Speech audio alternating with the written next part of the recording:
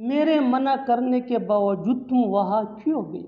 میرے منع کرنے کے باوجود وہ کھانا کیوں پکا رہی ہے؟ میرے منع کرنے کے باوجود تم روز کھیلتے ہو۔ ایسے جملے ہم اپنے ڈے ٹو ڈے لائف یعنی روزمرہ زندگی میں ضرور بولتے یا سنتے ہیں۔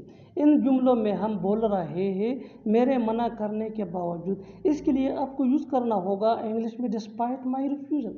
آئیے کمپلیٹ اسٹرکچر سمجھتے ہیں۔ ڈسپائٹ مائی ریفیوزل پلس سینٹینس۔ سینٹینس یا ٹینس یا سچویشن کے حساب سے چینج ہوتا رہے گا۔ ڈسپائٹ مائی ریفیوزل یہ وہی کا وہی رہے گا وچ مین میرے منع کرنے کے باوجود۔ اچھی طرح سمجھنے کے لیے کچھ مثالیں دیکھتے ہیں۔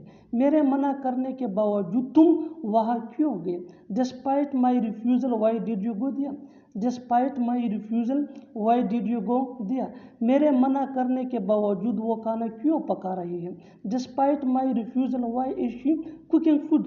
ڈسپائٹ مائی ریفیوزل وائی از شی کوکنگ فوڈ؟ میرے منع کرنے کے باوجود تم روز کھیلتے ہو۔ Despite my refusal you play daily? Despite my refusal you play daily? بالکل ہم اسٹرکچر کو اسٹیپ بائی اسٹیپ فالو کر رہے ہیں۔ آپ بھی اسٹرکچر کی مدد سے سیکھ سکتے ہیں، بنا سکتے ہیں۔